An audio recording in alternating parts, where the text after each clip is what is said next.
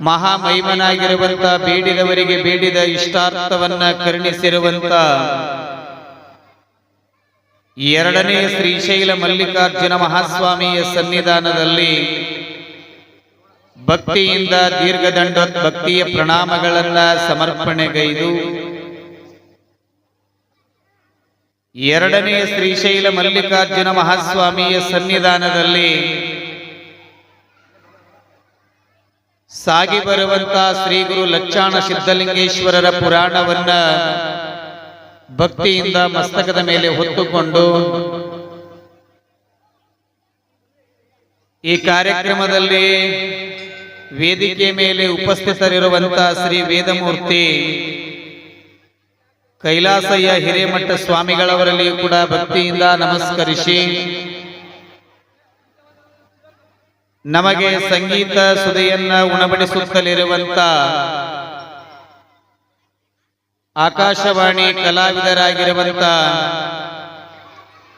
ಶ್ರೀ ಸಂಗಮೇಶ್ ಗವಾಯಿಗಳವರಲ್ಲಿಯೂ ಕೂಡ ಭಕ್ತಿಯ ಶರಣ ಸಮರ್ಪಣೆಯನ್ನ ಗೈದು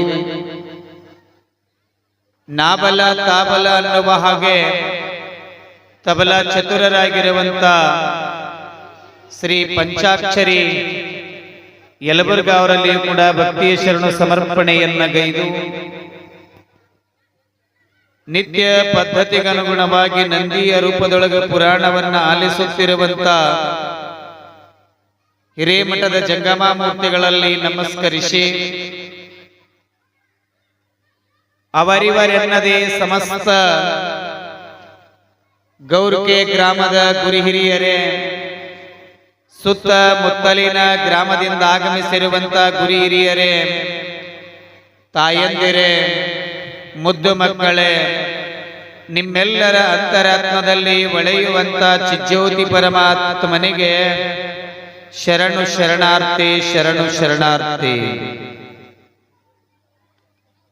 ಶಿವಸ್ವರೂಪಿಗಳೇ, ಪ್ರತಿದಿನದ ಪದ್ಧತಿಯಂತೆ ಶ್ರೀಶೈಲ ಮಲ್ಲಿಕಾರ್ಜುನ ಮಹಾಸ್ವಾಮಿಯ ಸನ್ನಿಧಾನದಲ್ಲಿ ಸಾಗಿ ಬರುವಂತ ಶ್ರೀ ಗುರು ಲಚ್ಚಾಣ ಸಿದ್ಧಲಿಂಗೇಶ್ವರರ ಪುರಾಣ, ಆ ಪುರಾಣವನ್ನ ಆಲಿಸುವುದಕ್ಕಿಂತ ಮುಂಚೆ ನಾವು ನೀವೆಲ್ಲ ಪ್ರಾರ್ಥನೆಯನ್ನ ಮಾಡುವಂತವರಾಗೋಣ. ಗವಾಯಿಗಳವರು ಮುಂದೆ ಪ್ರಾರ್ಥನೆಯನ್ನ ಹೇಳ್ತಾರೆ, ನಾವೆಲ್ಲರೂ ಸೇರಿ ಭಕ್ತಿಯಿಂದ ಪ್ರಾರ್ಥನೆಯನ್ನ ಮಾಡುವಂತವರಾಗೋಣ. ಅಮೃತ ಪರಮಾಮೃತ ಸಿದ್ಧಲಿಂಗರ ಚರಿತಾಮೃತ, ಅಮೃತ ಪರಮಾಮೃತ ಸಿದ್ಧಲಿಂಗರ ಚರಿತಾಮೃತ, ಅಮೃತ ಪರಮಾಮೃತ ಸಿದ್ಧಲಿಂಗರ ಚರಿತಾಮೃತ, ಅಮೃತ ಪರಮಾಮೃತ ಸಿದ್ಧಲಿಂಗರ ಚರಿತಾಮೃತ, ಅಂತರಂಗದ ಅಮೃತ ಅಂತರನುಭವದ ಅಮೃತ, ಅಂತರಂಗದ ಅಮೃತ ಅಂತರನುಭವದ ಅಮೃತ, ಅಮೃತ ಪರಮಾಮೃತ ಸಿದ್ಧಲಿಂಗರ ಚರಿತಾಮೃತ, ಅಮೃತ ಪರಮಾಮೃತ ಸಿದ್ಧಲಿಂಗರ ಚರಿತಾಮೃತ, ಪ್ರೀತಿ ಭಾವನೆ ಸುರಿಸುವ ಕರುಣಾಮೃತ, ನೀತಿ ಪ್ರೀತಿ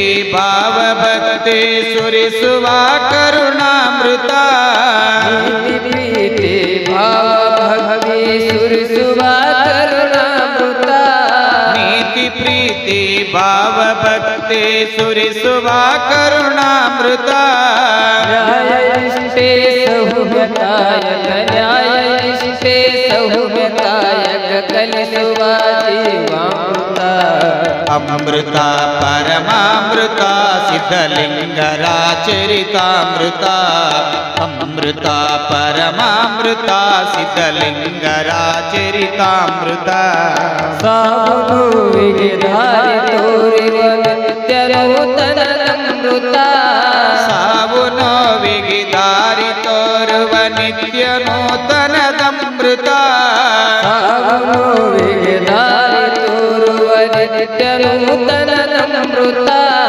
ಸಾವು ನೋವಿಗೆ ದಾರಿ ತೋರುವ ನಿತ್ಯ ನೂತನದಮೃತ, ಪರಮಾಮೃತ ಮನದ ಮೈಲಿಗೆ ತೊಳೆಯುವಂತ ಮನದ ಮೈಲಿಗೆ ತೊಳೆಯುವಂತ ಮಂಗಲದ ಮಹದಮೃತ ಅಮೃತ ಪರಮಾಮೃತ ಸಿದ್ಧಲಿಂಗರ ಚರಿತಾಮೃತ ಅಮೃತ ಪರಮಾಮೃತ ಸಿದ್ಧಲಿಂಗರ ಚರಿತಾಮೃತ ಭಕ್ತಿಯೇ ಭಕ್ತ್ಯಾಮೃತ ಜ್ಞಾನವೇ ಜ್ಞಾನಾಮೃತ ಭಕ್ತಿಯೇ ಭಕ್ತ್ಯಾಮೃತ ಜ್ಞಾನವೇ ಜ್ಞಾನಾಮೃತ ಭಕ್ತಿಯೇ ಭಕ್ತ್ಯಾಮೃತ ಜ್ಞಾನವೇ ಜ್ಞಾನಾಮೃತ ಭಕ್ತಿಯೇ ಭಕ್ತ್ಯಾಮೃತ ಜ್ಞಾನವೇ ಜ್ಞಾನಾಮೃತ ಭಕ್ತಿ ಜ್ಞಾನ ವೈರಾಗ್ಯದ ಭಕ್ತಿ ಜ್ಞಾನ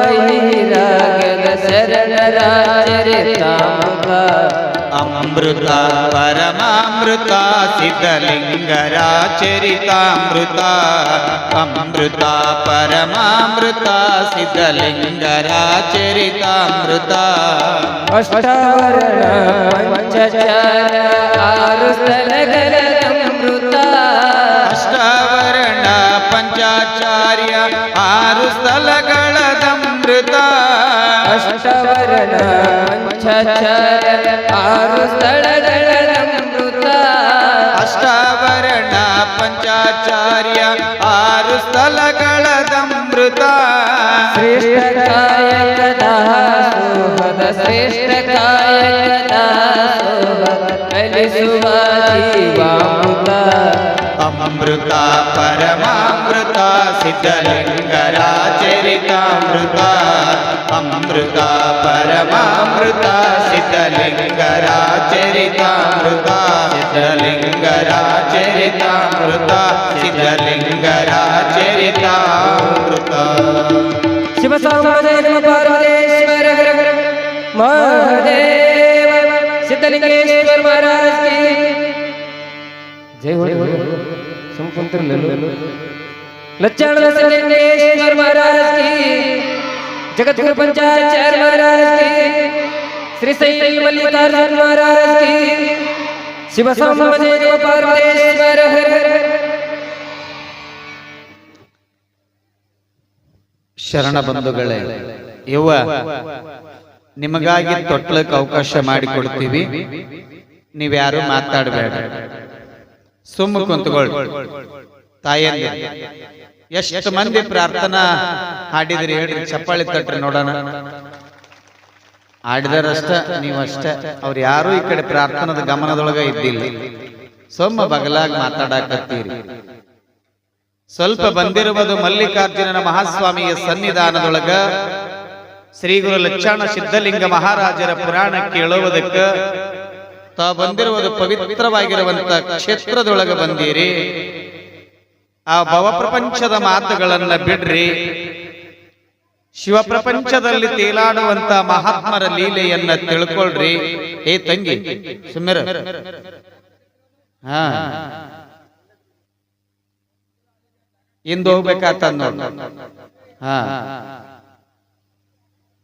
ತಾಯಂದಿರು ಸುಮ್ಮ ಕುಂತ್ಕೊಳ್ಬೇಕು, ನಿಮಗಾಗಿ ಅವಕಾಶ ಮಾಡಿಕೊಡ್ತೀವಿ ನಾವು.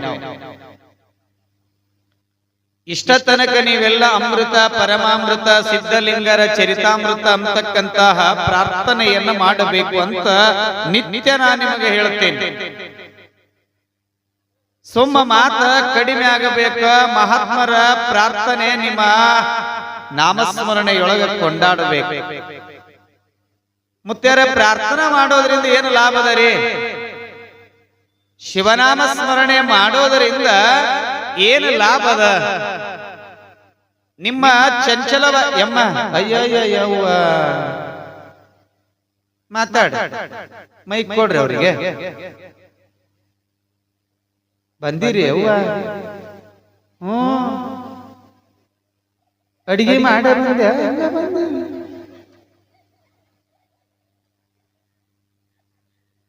ಅಲ್ಲ, ಇದು ನಿಮ್ಮ ಮನಸ್ಸ, ಇದ ಮಂಗ ಮನಸ್ಸ.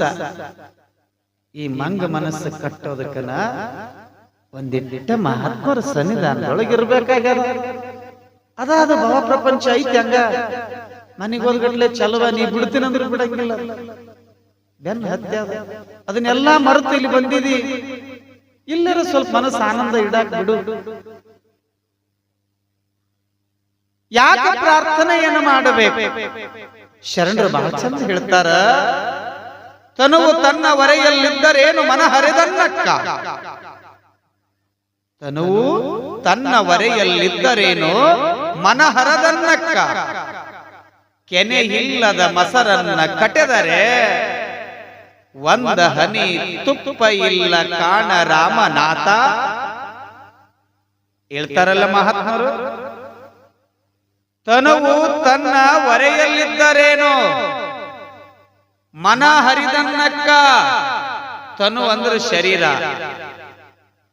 ತನು ಕುಂತದ ಮಲ್ಲಿಕಾರ್ಜುನನ ಮಹಾಸ್ವಾಮಿ ಸನ್ನಿಧಾನದೊಳಗ, ಮನಸ್ಸು ಎಲ್ಲೋ ಹೋಗ್ಯದ, ಮನಸ್ಸು ಎಲ್ಲೋ ಚಂಚಲಾಗ್ಯದ.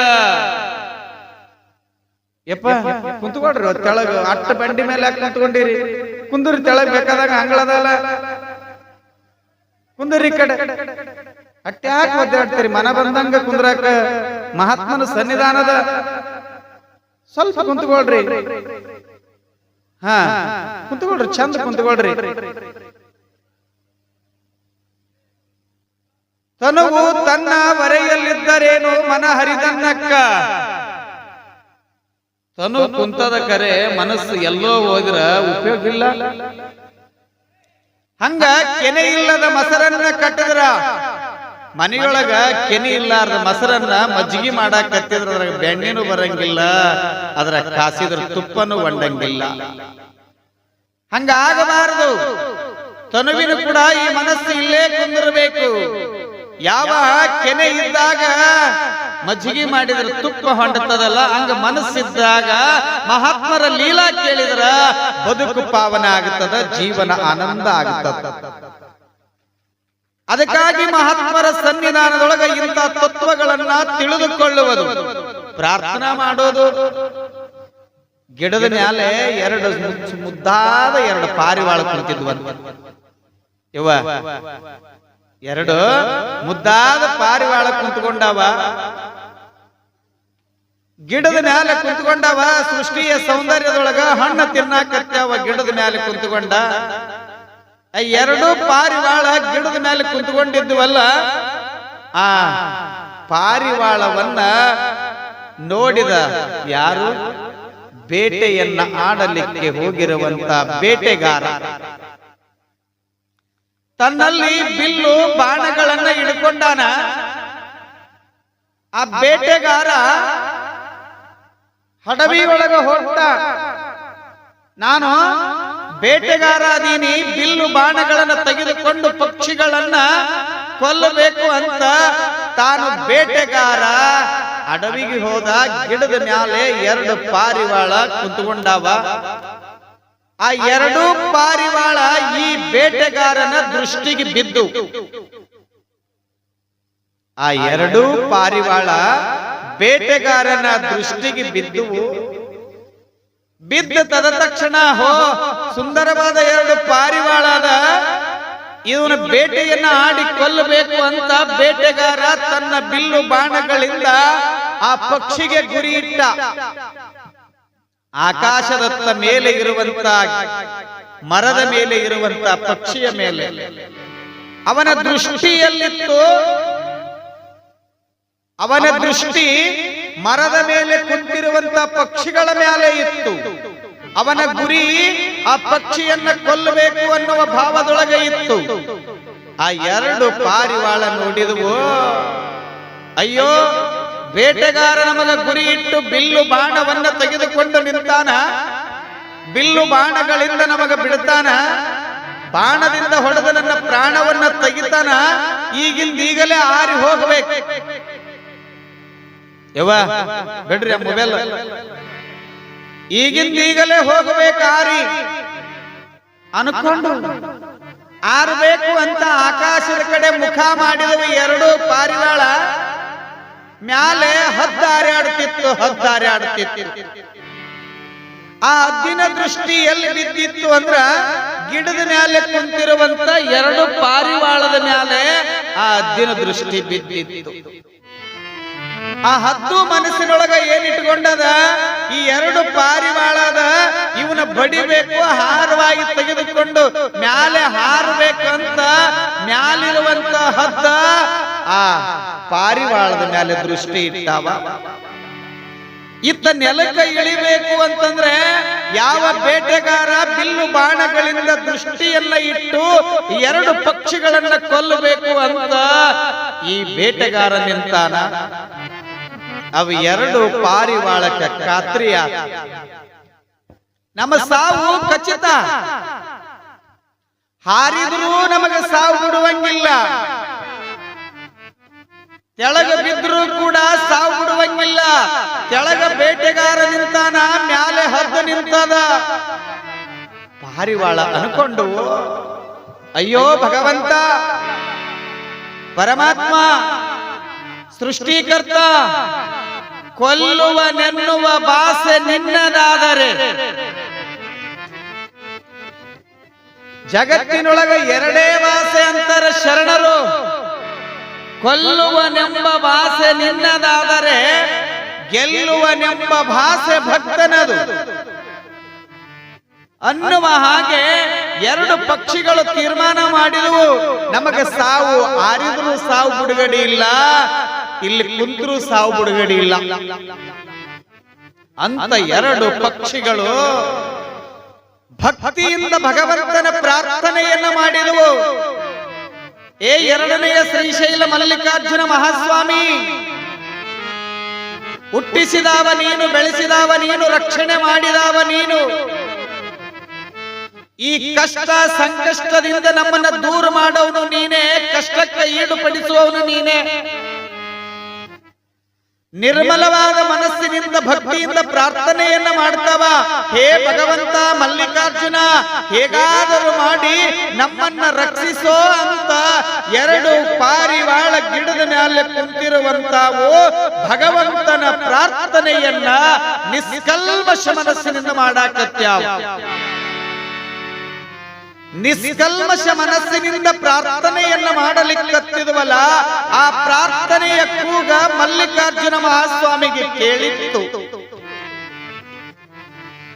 ಮಲ್ಲಿಕಾರ್ಜುನ ಮಹಾಸ್ವಾಮಿಗೆ ಕೇಳಿತ್ತು, ಪ್ರಾಣ ಸಂಕಟದೊಳಗೆ ಸಿಕ್ಕಿರುವ ಎರಡು ಪಾರಿವಾಳದ ನಿಷ್ಕಲ್ಮಶವಾದ ಮನಸ್ಸಿನ ಭಾವನೆ ಮಲ್ಲಿಕಾರ್ಜುನ ಮಹಾಸ್ವಾಮಿಗೆ ಗೊತ್ತಿತ್ತು. ನೋಡಿದ ಬುಡುಕ ಬೇಟೆಗಾರ ಮೇಲೆ ಹದ್ದು. ಹಾಗಾಗಿ ಅಂದ ಮಲ್ಲಿಕಾರ್ಜುನ, ರಕ್ಷಿಸಬೇಕು ನಿರ್ಮಲವಾದ ಮನಸ್ಸಿನಿಂದ ನನ್ನ ಪ್ರಾರ್ಥನೆಯನ್ನ ಮಾಡಿದ ಜೀವಿಗಳನ್ನ ಉಳಿಸಬೇಕು ನಾನು ಅಂತೇಳಿ ಮಲ್ಲಿಕಾರ್ಜುನ ನೋಡುತ್ತಾನೆ. ಯಾವ ಬೇಟೆಗಾರ ದೃಷ್ಟಿಯನ್ನ ಇಟ್ಟುಕೊಂಡು ಬಾಣವನ್ನ ಇಟ್ಟುಕೊಂಡು ಅಲ್ಲಿ ಮೇಲೆ ಗುರಿ ಇಟ್ಟಿದ್ನಲ್ಲ, ಅವ ಯಾವ ಜಾಗದೊಳಗೆ ನಿಂತೀನಿ ಅಂತ ಅರಿವಿನ ಪರಿಜ್ಞಾನ ಇದ್ದಿಲ್ಲ. ಅವ ನಿಂತಿರುವ ಜಾಗ ಏನಾಗಿತ್ತು ಅಂದ್ರೆ ಅದೇ ಮರದ ಕೆಳಗ ಹುತ್ತ ಇತ್ತು.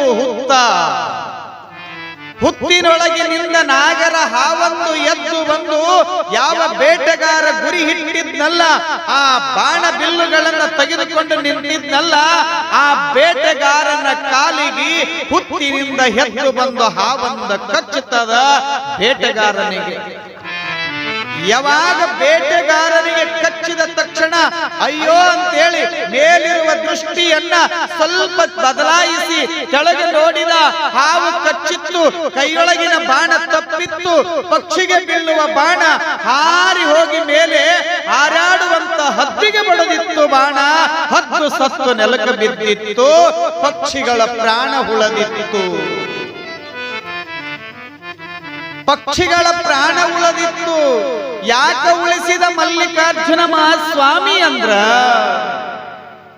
ನಿರ್ಮಲವಾದ ಮನಸ್ಸಿನ ಭಾವನೆಯಿಂದ, ಹೇ ಮಲ್ಲಿಕಾರ್ಜುನ, ಹೇ ಶ್ರೀಶೈಲ ಮಲ್ಲಿಕಾರ್ಜುನ, ನನ್ನನ್ನ ಹುಟ್ಟಿಸಿ ಬೆಳೆಸಿ ರಕ್ಷಿಸುವವ ನೀನು, ನಮ್ಮನ್ನ ರಕ್ಷಿಸು ಪ್ರಾಣ ಸಂಕಟದಿಂದ ಅಂತ ನಿರ್ಮಲ ಭಾವನೆಯಿಂದ ಪ್ರಾರ್ಥನೆ ಮಾಡಿದ್ನಲ್ಲ, ಪ್ರಾರ್ಥನೆ ಮಾಡಿದವಲ್ಲ, ಆ ಪ್ರಾರ್ಥನೆ ಮಲ್ಲಿಕಾರ್ಜುನನಿಗೆ ಕೇಳಿತ್ತು.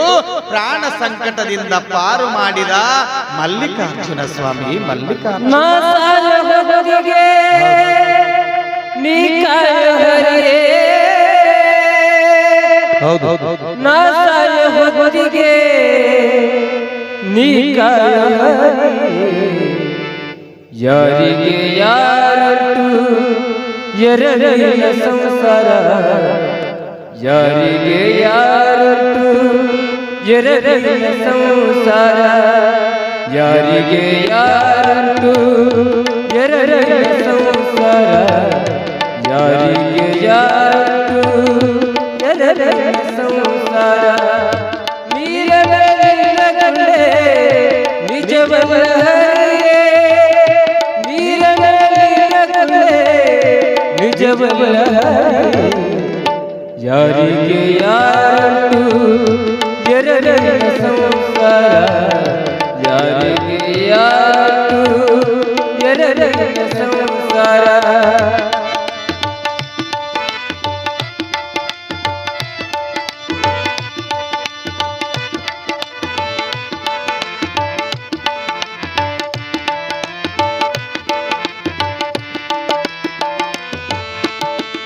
ಅಡವಿಯೊಳು ಮನೆ ಮಾಡಿ ಗಿಡಕ್ಕೆ ತೊಟ್ಟಿಲ ಕಟ್ಟಿ ಅಡವಿಯೊಳು ಮನೆ ಮಾಡಿ ಗಿಡಕ್ಕೆ ತೊಟ್ಟಿಲ ಕಟ್ಟಿ ತೊಟ್ಟಿಲಿನ ಸಿರು ಮಾಯವಾಯು ಹರಿಯೇ ತೊಟ್ಟಿಲಿನ ಸಿರು ಮಾಯವಾಯು ಹರಿಯೇ ತೊಟ್ಟಿಲಿನ ಸಿರು ತೊಟ್ಟಿಲಿನ ಸಿರು ಮಾಯವಾಯು ಹರಿಯೇ ಯಾರಿಗೆ ಯಾರು ಎರಡಿನ ಸಂಸಾರ ಯಾರಿಗೆ ಯಾರು ಎರಡಿನ ಸಂಸಾರ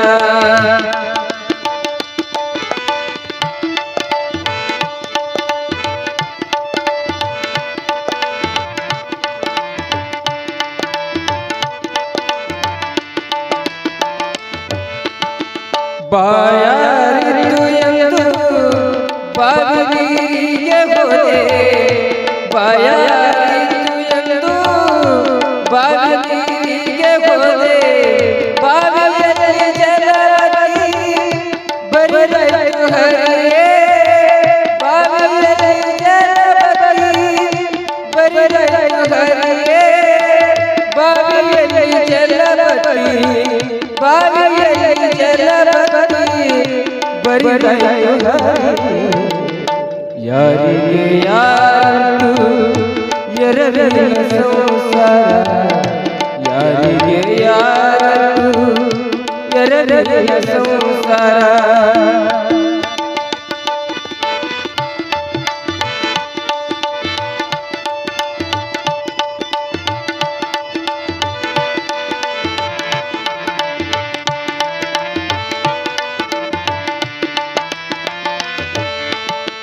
ತಂದೆ ಶ್ರೀ ಪುರಂದರ ವಿಠಲರಾಯ ತಂದೆ ಶ್ರೀ ಪುರಂದರ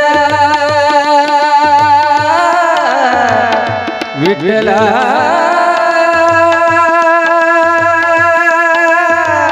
ವಿಠಲ ವಿಠಲ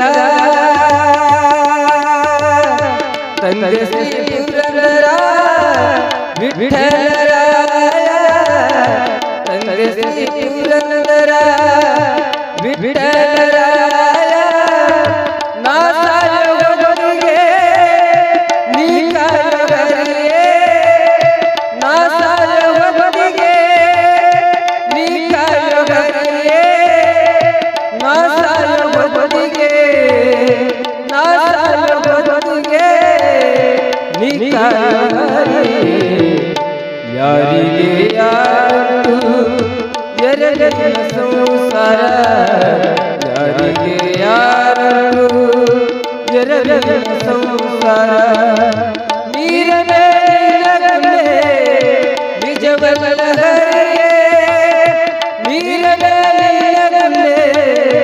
ನಿಜವಲ್ಲ ಹರಿಯೇ ಯಾರಿಗೆ ಯಾರು ಎರಡಿನ ಸಂಸಾರ ಯಾರಿಗೆ ಯಾರು ಯಾರಿಗೆ ಯಾರು ಯಾರಿಗೆ ಯಾರು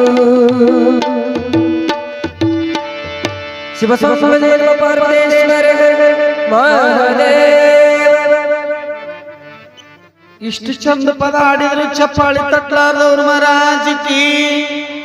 ಯವ್ವ ಚಪ್ಪಾಳಿ ತಟ್ಟಬೇಕು ಅಂದ್ರ ನೀವು ಪ್ರೋತ್ಸಾಹ ಕೊಟ್ಟಂಗ ಅಂದ್ರ ಗವಾಯಿ ಚಂದ ಹಾಡ್ಯಾನ ಅಂದಂಗ. ಸೊಮ್ಮೆ ಹಿಂಗ ಕುಂತ್ಕೊಂಡ್ರು ಭಾವನೆಗಳ ವರ್ತನೆ ಇರಬೇಕು ಮನುಷ್ಯನಿಗೆ. ಹಂಗ ನಿರ್ಮಲ ಯಾರಿಗೆ ಯಾರುಂಟು ಎರವಿನ ಸಂಸಾರ ನೀರ ಮೇಲಿನ ಗುಳ್ಳಿ ನಿಜವಲ್ಲ ಹರಿಯೇ. ಸೊಮ್ಮ ಅಂತೀವಿ ಯಾರಿಗೆ ಯಾರುಂಟು ನೀರ ಮೇಲಿನ ಗುಳ್ಳಿ. ಯಾವಾಗ ಹೋಗ್ತದ ಯಾವಾಗ ಬರ್ತದ ಗೊತ್ತಿಲ್ಲ. ಇದೇ ಸಂಸಾರ ಅಂತ ಶ್ರೇಷ್ಠ ಅಂತೀವಿ, ಇಲ್ಲ ನಿಜವಲ್ಲ ಹರಿಯೇ. ನೀ ಕಾಯುವೋ ನಾ ಸಾಯುವಾಗ ನೀ ಕಾಯುವ ಹರಿಯೇ ಅಂತಾರ ಮಹಾತ್ಮರು. ಹಾಗೆ ಭಗವಂತನ ಧ್ಯಾನವನ್ನ ಮಾಡಿ ಜೀವನವನ್ನ ಪಾವನ ಮಾಡಿಕೊಳ್ಳು. ನಿನ್ನಿನ ದಿನ ನೀವೆಲ್ಲ ನೋಡಿದಿರಿ, ನಿಮ್ಮಂತೆ ಪ್ರಾಪಂಚಿಕರು, ನಿಮ್ಮಂತೆ ಸಂಸಾರಿಕರು, ನಿಮ್ಮಂತೆ ಬದುಕು ಸಾಗಿಸುವವರು, ನಿಮ್ಮಂತೆ ಗ್ರಾಮದೊಳಗೆ ಇದ್ದವರು ಹೈದರಾಬಾದ್ ರಾಜ್ಯದಲ್ಲಿ ಇರುವಂತ ಸಮೀಪದಲ್ಲಿ ಇರುವಂತ ಕಕ್ಕಳ ಮೇಲ ಅಂತಕ್ಕಂಥ ಗ್ರಾಮ, ಪಚ್ಚಪ್ಪ ಧರ್ಮಪತ್ನಿ ನಾಗಮ್ಮ ಇವರ ಗರ್ಭದಲ್ಲಿ ಜನಿಸಿರುವಂತ ಅಮೋಘ ಸಿದ್ಧನ ಸ್ವರೂಪದೊಳಗ ನಿನ್ನಿನ ದಿನ ನಾಗಮ್ಮ ತಾಯಿಯ ಗರ್ಭದಿಂದ ಗಂಡು ಮಗುವೊಂದು ಜನನ ಆಗ್ಯದ ಅನ್ನುವ ವಿಚಾರವನ್ನ ನೀವು ಕೇಳಿದಿರಿ. ವಿಶ್ವಕರ್ಮ ದಂಪತಿಗಳಾಗಿರುವಂತವರು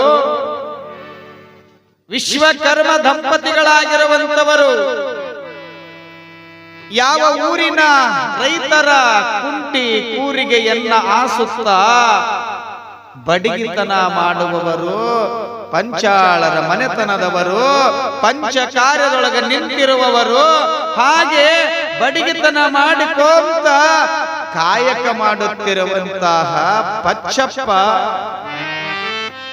ಅಷ್ಟೊತ್ತಿಗೆ ಹೆಣ್ಣು ಮಗು ಆಗಿದ್ದು ಅಂತ ಇತ್ತು. ಗಂಡು ಮಗು ಅಂದ ತಕ್ಷಣ ಪಚ್ಚಪ್ಪನಿಗೆ ಆನಂದ ಆಯಿತು, ಎಲ್ಲಿಲ್ಲದ ಆನಂದ ಆಯಿತು.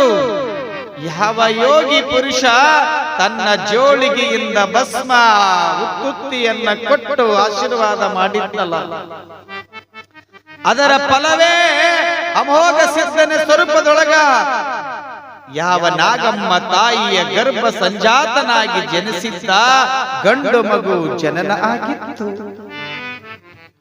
ಆ ಮಗುವಿನ ತೇಜಸ್ಸು, ಮಗುವಿನ ರೂಪ, ಮಗುವಿನಲ್ಲಿ ಇರುವಂತ ಯಾವ ಭಾವನೆಯನ್ನ ನೋಡಿ ಯಾವ ಸೂಲಗಿತ್ತಿಯರಾಗಿರುವಂತವರು ಅಂತಾರ ನಾಗಮ್ಮ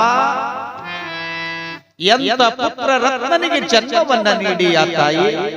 ಏಯ್ ತಂಗಿ ಶಿಮ್ಮಿರು, ನಾಳೆ ನೀನು ಲಗ್ನದಿಂದ ಅಡೆಕೆ ಶಿಮ್ಮಿರು. ಯಾವಾಗ ಪುತ್ರ ರತ್ನವನ್ನ ಎಂತ ಜನ್ಮನಿಗೆ ಎಂತ ಮಗುವಿಗೆ ಜನ್ಮವನ್ನ ನೀಡಿ ಪುತ್ರ ರತ್ನವಕ್ಕ ಅಂತ ಯಾವ ಸೂಲಗಿತ್ತಿಯರು ಕೊಂಡಾಡುತ್ತಾರ, ನಾಗಮ್ಮ ತಾಯಿಗೆ ಎಲ್ಲಿಲ್ಲದ ಆನಂದ. ಯಾಕ ಒಬ್ಬ ತಾಯಿ ಮಗುವಿಗೆ ಜನ್ಮವನ್ನ ಕೊಡುವ ಸಮಯದೊಳಗ ತನ್ನ ಜೀವವನ್ನೇ ಭಗವಂತನ ಸನ್ನಿಧಾನದೊಳಗ ಪಣವಾಗಿ ಇಟ್ಟಿರ್ತಾಳ.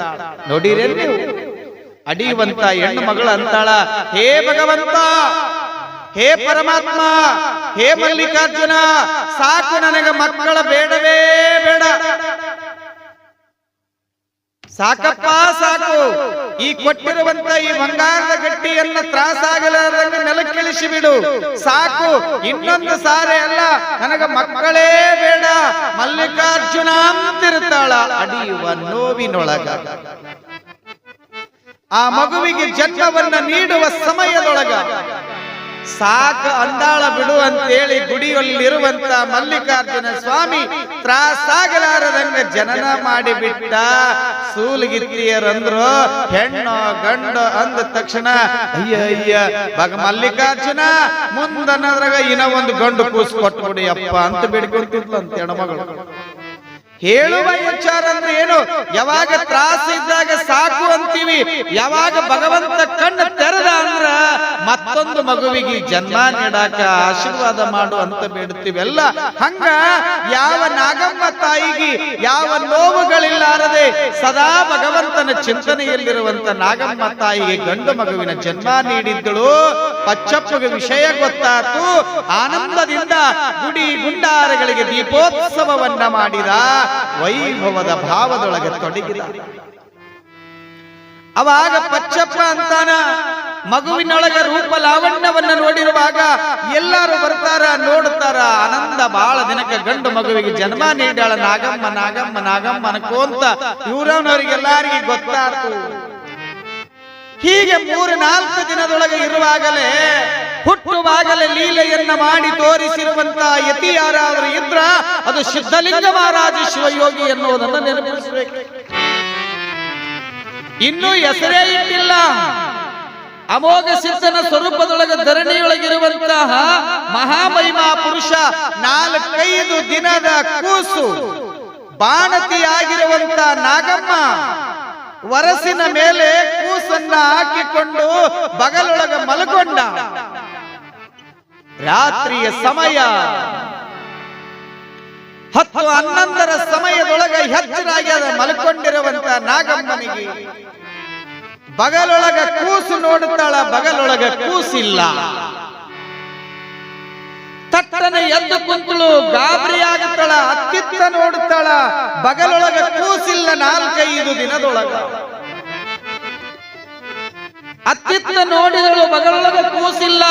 ನೋಡಿದಳು, ದೀಪವನ್ನ ಹಚ್ಚಿ ನೋಡ್ತಾಳ, ಕೂಸಿಲ್ಲ.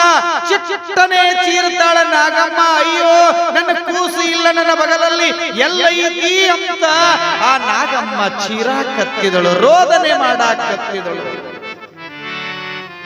ಹೊರಗೆ ಮಲ್ಕೊಂಡಿರುವಂತ ಪತಿ ತಟ್ಟನೆ ಎದ್ದು ಸತಿಯ ಕೋಣೆಯೊಳಗ ಬರ್ತಾನ. ಏನು ನಾಗ ಅಂತ ಕೇಳ್ತಾನ. ನೋಡ್ರಿ, ಬಗಲೊಳಗ ಕೂಸಿಲ್ಲ, ವರಸಿನ ಮ್ಯಾಲೆ ಕೂಸಿಲ್ಲ ಅಂತ ಬಾಣತಿ ಹೆಣ್ಣು ಮಗಳು ರೋದನ ಮಾಡಾಕತ್ತಿದಳು, ಅಳಾಕತ್ತಿದಳು. ಅಯ್ಯೋ ಏನ್ ತಗೊಂಡೋಯ್ತೋ ಏನೋ.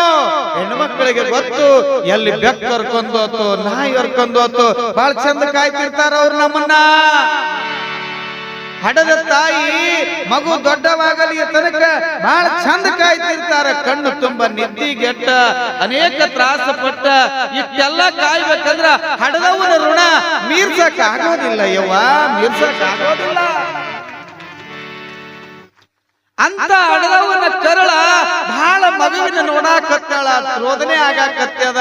ಒಂದಲ್ಲ 100 ಭಾವನೆಗಳು ಕಣ್ಣೊಳಗೆ ಬರಾಕತ್ಯಾವ. ಎಲ್ಲಿ ಬೆಕ್ಕ ಎಳ್ಕೊಂಡೋತೋ, ನಿದ್ದಿಗಣ್ಣಾಗಿ ಏನ್ ಎಳ್ಕೊಂಡೋತೋ, ಹಸಿಗೂಸಿನ ಮಾಂಸವನ್ನ ಎಲ್ಲಿ ಪ್ರಾಣಿಗಳಂತ ಹಿಂಗ ಅನೇಕ ವಿಚಾರಗಳನ್ನ ತುಂಬಿಕೊಂಡ ಯಾವ ನಾಗಮ್ಮನ ಮನೆಯೊಳಗ ಮಧ್ಯರಾತ್ರಿಯ ಸಮಯದೊಳಗ ಚೀರಾಟ, ಅಳುನಾಟ, ದುಃಖ ದುಮ್ಮಾನಗಳು ತುಂಬಾಕತ್ಯದ. ಪತಿಗೂ ಕೂಡ ತಿಳಿಯಲಾರದ ಆಗ್ಯದ. ಈ ಹಳುವ ರೋದನೆಯನ್ನ ಕಂಡು ಆಜು ಬಾಜುವಲ್ಲಿರುವಂತಹ ಓಣಿಯವರು ಓಡೋಡಿ ಬರ್ತಾರೆ. ಯಾಕೆ ನಾಗಮ್ಮ, ಯಾಕೆ ನಾಗಮ್ಮ ಅಂದ್ರಾಗ ಹೇಳ್ತಾಳ, ಬಾಣತಿಯಾಗಿರುವಂತ ನಾಗಮ್ಮ ವರಸಿನ ಮ್ಯಾಲೆ ಕೂಸಿಲ್ಲ ಅಂದಾಗ ಎಲ್ಲರೂ ಬೆಳಕರ್ಚಿಕೊಂಡು ಹುಡುಕ್ಯಾಡಕತ್ತಾರ. ಹುಡುಕ್ಯಾಡುವ ಸಮಯದೊಳಗ ಯಾವ ದನದ ಕೊಠಡಿಯೊಳಗ ಹಿಂಗ ಬೆಳಕು ತೆಗೆದುಕೊಂಡು ಬರ್ತಾರ. ದನದ ಕೊಠಡಿಯ ಒಳಗ ಆಕಳ ಇದ್ದಲ, ಆಕಳದ ಕೆಚ್ಚಲದ ಬುಡುಕ ಹಂಗಾತ ಮಗು ಆಟ ಆಡಕತ್ತದ. ಆಕಳ ಎದ್ದು ನಿಂತದ. ಯಾವ ಅಮೋಘ ಸಿದ್ಧನನ್ನ ಹನಿ ಹನಿಯಾಗಿ ಬಾಯಿಯೊಳಗ ಆಕಳ ಕೆಚ್ಚಲನಿಂದ ಹಾಲು ಬೀಳಾಕತ್ಯಾವ. ಮಗು 5-6 ಕೂಸ, 5-6 ದಿನದ ಕೂಸ ಆಕಳದ ಗರ್ಭದ ಬುಡುಕ ಆಟ ಆಡಾಕತ್ಯದ. ಅಯ್ಯೋ ಅಂತ ಬೆಳಕು ತೆಗೆದುಕೊಂಡು ನೋಡಿದ್ರು, ಎತ್ಕೊಂಡು ಬಂದ್ರು. ಇದು ಎಂತ ವಿಪರ್ಯಾಸ ಅಂತ ಎಲ್ಲಾರು ಕೊಂಡಾಡ್ತಾರ. ಯಪ್ಪ, 4-5 ದಿನದ ಕೂಸ ಗೋಮಾತೆಯ ಗರ್ಭದ ಕೆಳಗ ಆಟ ಆಡಾಕತ್ಯದ. ಗೋಮಾತೆಯ ಗರ್ಭದಿಂದ ಕೆಚ್ಚಲನಿಂದ ಹನಿ ಹನಿಯಾಗಿ ಆ ಮಗುವಿನ ಬಾಯಿಯೊಳಗ ಹಾಲು ಬೀಳಾಕತ್ಯಾವ. ಇದನ್ನೆಲ್ಲವನ್ನ ನೋಡಿದ ತಕ್ಷಣ ಒಂದಿಷ್ಟು ಜನ ಗಾಬರಿ ಆದ್ರು. ಏನಾಗಮ್ಮ, ಎಲ್ಲರೂ ಕೂಡ ನರನಿಗೆ ಜನ್ಮವನ್ನ ಕೊಟ್ಟು ಧನ್ಯಾತ್ಮರಾದ್ರ, ಸಾಕ್ಷಾತ್ ಅರನಿಗೆ ಜನ್ಮವನ್ನ ಕೊಟ್ಟಿರುವ ಮಡಿಲು ನಿನ್ನದೆಂತಾದೇ ಇರಬೇಕು ತಾಯಿ. ಮಕ್ಕಳನ್ನ ಅಡಿಯುವ ಮಡಿಲು ಸಮಾಜವನ್ನ ಬೆಳಗಿಸುವಂತ, ಸಮಾಜದೊಳಗೆ ನೀವು ಒಳ್ಳೆಯ ಮಕ್ಕಳನ್ನ ಜನ್ಮ ಕೊಟ್ಟು ಒಳ್ಳೆಯ ಮಕ್ಕಳಿಗೆ ಸಂಸ್ಕಾರವನ್ನ ಕೊಟ್ಟು ಮಕ್ಕಳನ್ನ ಬೆಳೆಸಿದ್ರ ಆ ಮಕ್ಕಳಿಂದ ಜಗತ್ತು ಉದ್ಧಾರ ಆದ್ರ ಆ ಮಕ್ಕಳನ್ನ ನೆನೆಸೋದಿಲ್ಲ, ಮಕ್ಕಳನ್ನ ಹಡದಿರುವಂತ ತಾಯಿಯನ್ನ ನೆನೆಸ್ತಾರಲ್ಲ, ಹಂಗ ಆ ತಾಯಿ ಮಕ್ಕಳನ್ನ ಹಡಿಬೇಕಾಗಿತ್ತು ಅಂದ್ರ ಬರೇ ಸಂಸಾರದ ವಂಶ ವೃಕ್ಷಕ್ಕ ಮಕ್ಕಳ ಹಡಿಯೋದಲ್ಲ, ಮಕ್ಕಳ ಹಡದ ಮ್ಯಾಲೆ ಈ ಮಗು ನನ್ನ ಸಮಾಜಕ್ಕಾಗಿ ಏನು ಕೊಡ್ತದ, ಈ ಮಗು ಸಮಾಜದೊಳಗ ಹೆಂಗ ಬದುಕುತ್ತದ ಅನ್ನುವಂಗ ಭಾವನೆಗಳನ್ನ ಹೊತ್ತುಕೊಂಡಿರಬೇಕು.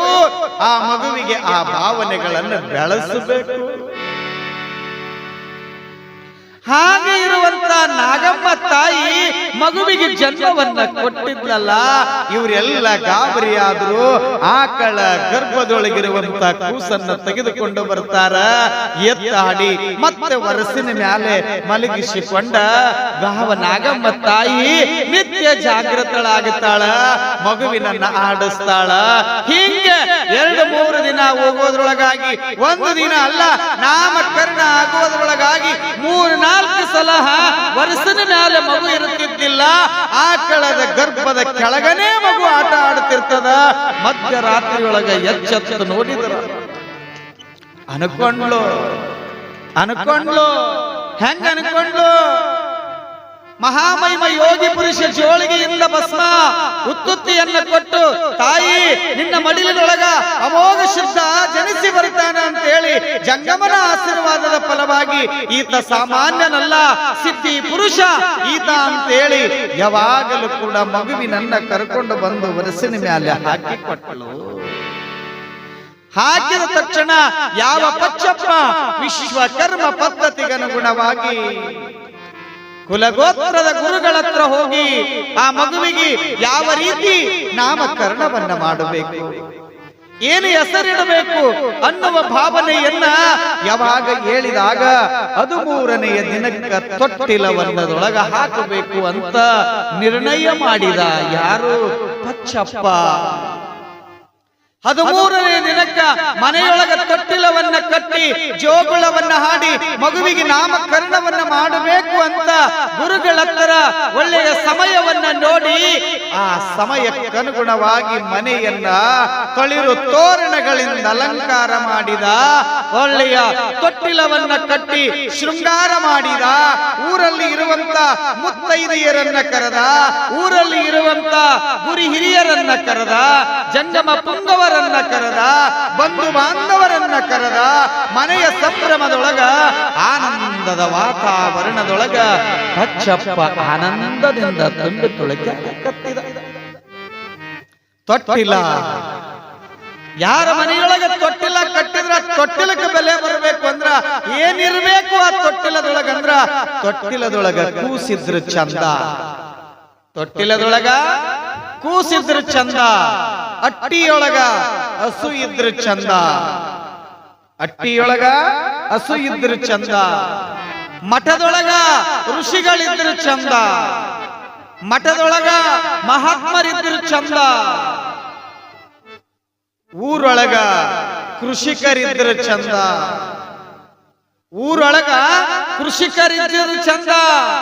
ಆ ಊರಿಗೆ ಮಳೆ ಬೆಳೆ ಸಮೃದ್ಧಿ ಆನಂದದಿಂದ ಇತ್ತು ಅಂದ್ರ ಜಗವೇ ಆನಂದ ಅಲ್ಲ. ಹಂಗ ಕಕ್ಕಳ ಮೇಲ ಗ್ರಾಮದೊಳಗ ತೊಟ್ಟಿಲದೊಳಗ ಅಪಾರವಾಗಿರುವಂತ ನಾಗಮ್ಮ ತಾಯಿ ಹಡದಿರುವಂತ ಮಗುವನ್ನ ತೊಟ್ಟಿಲದೊಳಗ ಹಾಕಬೇಕು ಅಂತೇಳಿ ತೊಟ್ಟಿಲವನ್ನ ಕಟ್ಟಿ ಶೃಂಗಾರವನ್ನ ಮಾಡಿ ತೊಟ್ಟಿಲದ ನಾಮಕರಣಕ್ಕ ಓಣಿಯಲ್ಲಿರುವಂತ ಕಕ್ಕಳದ ಮೇಲದ ಗ್ರಾಮದಲ್ಲಿರುವಂತ ಎಲ್ಲ ಮುತ್ತೈದೆಯರು ಬಂದಾರ, ಹರಗುರು ಚರಮೂರ್ತಿಗಳು ಬಂದಾರ, ಮಗುವಿನ ತೇಜಸ್ಸನ್ನ ನೋಡ್ಯಾರ, ಮಗುವಿನ ರೂಪ ಲಾವಣ್ಯವನ್ನ ನೋಡ್ಯಾರ. ಮಗುವಿಗೆ ನಾಮಕರಣವನ್ನ ಮಾಡುವುದಕ್ಕಾಗಿ ಮುತ್ತೈದೆಯರೆಲ್ಲ ತೊಟ್ಟಿಲಕ್ಕೆ ಶೃಂಗಾರ ಮಾಡಿ ಜೋಗಳ ಹಾಡಿ ಹೆಸರು ಇಡುತ್ತಾರ.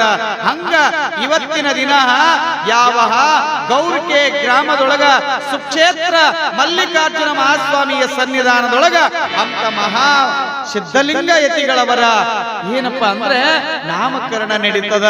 ಆ ನಾಮಕರಣ ಮಹೋತ್ಸವವನ್ನ ಈಗ ನಿಮಗಾಗಿ ಅವಕಾಶ ಮಾಡಿಕೊಡ್ತೀವಿ. ಈಗ ನಿಮಗಾಗಿ ಅವಕಾಶವನ್ನ ಮಾಡಿಕೊಡ್ತೀವಿ. ತಾಯಂದಿರು ಬರಬೇಕು, ತೊಟ್ಟಿಲದ ಸುತ್ತರದ ನಿಲ್ಬೇಕು, ಉಡಿ ತುಂಬಿಕೊಳ್ಬೇಕು, ತೊಟ್ಟಿಲ ಪೂಜಾ ಮಾಡಬೇಕು. ಯಾವ ರೀತಿ ನಿಮ್ಮ ಮನೆಯಲ್ಲಿರುವಂತ ಮಗುವಿಗೆ ನಾಮಕರಣವನ್ನ ಮಾಡ್ತಿರಲ್ಲ, ಜೋಗಳವನ್ನ ಹಾಡ್ಕೊಂತ ಮಕ್ಕಳನ್ನ ಹಾಡಿಸಿ ತೊಟ್ಟಿಲದೊಳಗ ಹಾಕಿ ಆ ತೊಟ್ಟಿಲದ ಕಾರ್ಯಕ್ರಮವನ್ನ ತಾಯಂದಿರು ನಿಮಗಾಗಿ ವಿಶೇಷತೆ ಐತಿ. ಹಾಗಾಗಿ ಈ ಕಾರ್ಯಕ್ರಮದೊಳಗ ತಾವೆಲ್ಲರೂ ಬರ್ರಿ, ತೊಟ್ಲ ಕಟ್ಟಿರಿ, ಪೂಜಾ ಮಾಡ್ರಿ. ಆ ತಾಯಂದಿರ ಕೈಯಾಗ ಮೈಕ್ ಕೊಡ್ತೀವಿ, ಜೋಗಳ ಹಾಡ್ರಿ. ಜೋಗಳ ಹಾಡಿದ ತದನಂತರ ತೊಟ್ಟಲ ಪೂಜಾ ಆದ ತದನಂತರ ಹೆಸರ ಇಟ್ಟ ನಂತರ ಏನು ಲೀಲೆ ನಡೀತದ ಅಂತಕ್ಕಂತ ವಿಚಾರವನ್ನ ಯಥಾವತ್ತು ನೋಡುವುದಕ್ಕಿಂತ ಮುಂಚೆ ಈಗ ತೊಟ್ಟಿಲದ ಕಾರ್ಯಕ್ರಮದ ಆ ಕಾರ್ಯಕ್ರಮವನ್ನ ತಾಯಂದಿರಿಗೆ ಅರ್ಪಣೆ ಮಾಡ್ತೀವಿ. ಈಗ ಆ ಕಾರ್ಯಕ್ರಮವನ್ನ ತಾವು ನಡೆಸಿಕೊಡ್ಬೇಕು.